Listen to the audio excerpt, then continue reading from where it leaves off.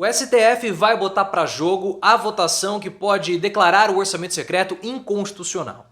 Eu particularmente acho muito difícil acabar com o orçamento secreto. Só que isso vai causar dor de cabeça para o Arthur Lira, porque ele pode ficar sem o seu principal instrumento de negociação para ser novamente presidente da Câmara dos Deputados em 2023. E ser decretado inconstitucional, algo que já está bloqueado, pode provocar problemas para a articulação do Arthur Lira e virar o jogo. Você vai colocar nos comentários se você quer que o orçamento secreto acabe ou se você acha difícil. Deixa o seu like se você quer que essa prática seja encerrada e que o Arthur Lira se dê mal e, claro, se inscreva no canal.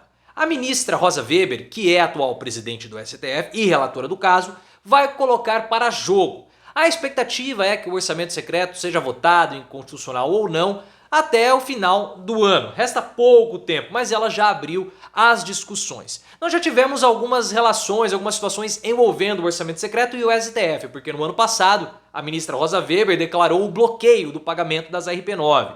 Só que um mês depois ela voltou atrás, retirou o bloqueio e permitiu que as RP9, como são conhecidas como orçamento secreto, voltassem a ser pagas. E agora finalmente vai haver uma decisão definitiva do STF com relação a esse caso.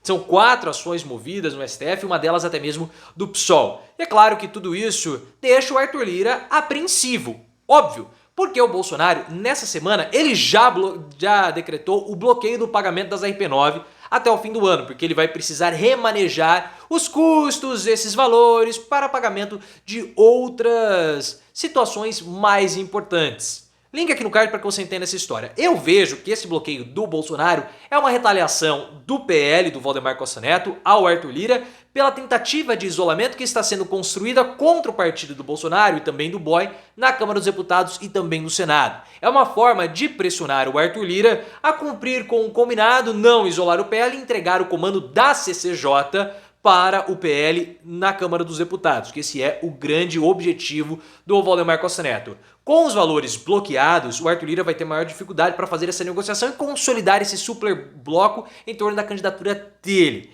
E é claro que se o STF decretar a inconstitucionalidade do orçamento secreto agora em 2023, mesmo com a possibilidade de recriação das RP9 a partir do ano que vem, fica uma situação complicada, porque o Lira vai entrar em 2023 sem a possibilidade de distribuição de verbas, sem a possibilidade de garantir já no início da legislatura do ano que vem os repasses das RP9 para os parlamentares, porque um novo instrumento vai ser criado, vai ter que ter uma negociação e tudo isso atrapalha os planos do Arthur Lira.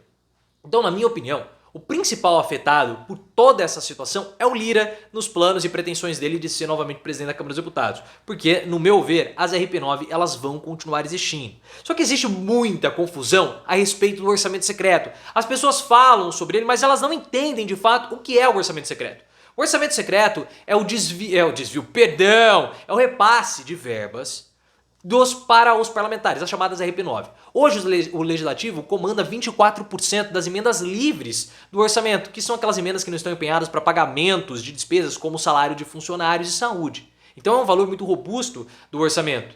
E hoje o relator do orçamento, junto com o presidente da Câmara dos Deputados, ele pode distribuir a forma que quiser essas parcelas, essas emendas. Não precisa ter proporcionalidade ou equidade, como as emendas de bancada, por exemplo. E uma das grandes questões, além de dar esse poder, é que nós não sabemos qual é o parlamentar que solicitou o repasse. Nós sabemos o órgão que saiu e nós sabemos o órgão de destino, mas nós não sabemos quem solicitou isso. Então você cria distorções entre os poderes. Ah, mas e a corrupção? A corrupção não é o grande problema. Porque a corrupção do orçamento secreto, em teoria, ela é a mesma corrupção que existe em todas as outras emendas. Superfaturamento de obra lá na frente. A prática, ela não é ilegal, porque ela está prevista em lei. Mas ela tem um problema de inconstitucionalidade. Porque o orçamento secreto, ele deu amplos poderes ao legislativo que o fez subjugar tanto o poder executivo quanto o poder judiciário. Então há uma distorção no equilíbrio entre os poderes. É por isso que o orçamento ele é ilegal. Porque hoje o legislativo ele é mais forte que os outros. Tanto que há uma predisposição, uma vontade, tanto do judiciário quanto do executivo, acabar com o orçamento secreto. Mesmo que o Bolsonaro fosse vitorioso, ele também iria querer acabar com essa prática, porque ele já estava fazendo reclamações disso há alguns meses. Só que não tem como. Não tem jeito, porque o legislativo hoje ele está muito mais forte. Você acha que é possível acabar com as RP9, orçamento secreto? O Lira é o maior prejudicado disso tudo? Coloca nos comentários e se inscreva no canal. E como nós estamos falando, é impossível acabar, pessoal, porque os parlamentares já disseram o seguinte: se o orçamento secreto acabar, nós nos organizamos e vamos criar outro. Então isso criaria uma saia justa, uma situação muito desconfortável e de desmoralização para o poder judiciário como um todo. E o legislativo, por conta das RP9, eles estão muito fortes. Então é muito difícil acabar. Não dá. O Lula vai tentar mexer nesse vespeiro? Não vai conseguir. E nem quer mexer nesse vespeiro. Porque se ele mexer pode atrapalhar a condução da PEC da transição. E você sabe que é importante. E esse é o grande problema, a PEC da transição. O orçamento secreto, ele não é o problema para o governo Lula. Algumas pessoas estão falando, Josias de Souza, Felipe Moura Brasil, tem tratado o orçamento secreto como se fosse uma grande questão. E não é. O orçamento secreto é um problema para a classe média e para a imprensa de classe média, que enxerga a corrupção como sendo o principal problema da política. Mas para o Lula não é. O principal problema para o Lula hoje é a aprovação da PEC da transição e garantia do Bolsa Família fora do teto de gastos para que seja possível dar o benefício de R$600, porque essa foi a principal promessa de campanha do Lula.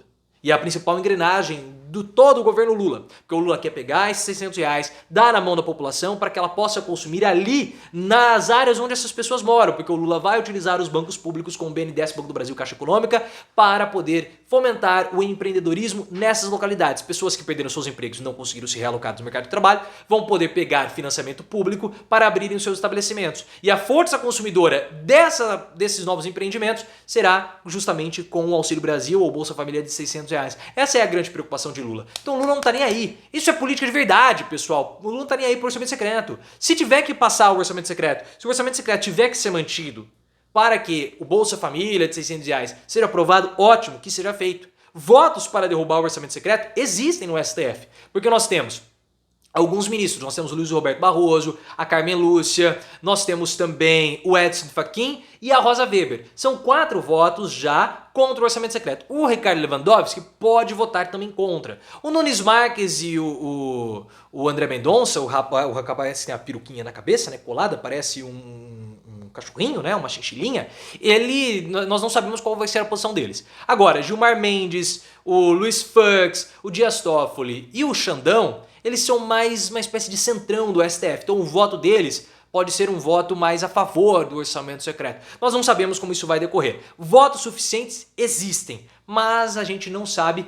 como que o STF vai se posicionar, porque os parlamentares podem recriar tranquilamente. Existem algumas alternativas, na verdade existem 2 alternativas para as RP9. A primeira delas é dar mais transparência. Isso resolveria o problema? Não, não resolve o problema. Só ter transparência, saber qual deputado pegou ou solicitou o dinheiro, não é suficiente. Porque o problema é que como não há equidade na distribuição dessas verbas, o legislativo, ou melhor, o executivo, ele perde a coordenação das suas políticas públicas e o seu poder de investimento. Não somente o executivo federal, mas o federal, estadual e municipal. Uma outra alternativa é você distribuir uma lista de projetos, de áreas importantes de prioridade do executivo para que os parlamentares possam solicitar as emendas do relator, as emendas do orçamento secreto para que sejam investidos nesses pontos. Isso acaba dando um pouco mais de coordenação.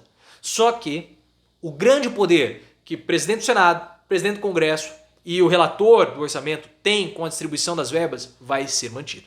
Então eu vejo que é muito difícil nós acabarmos com essa prática ou reduzirmos os amplos poderes que algumas figuras da República, como no caso o Arthur Lira, acabaram adquirindo com o orçamento secreto. Vamos ver qual vai ser o desfecho disso tudo, mas acabar eu vejo que é impossível.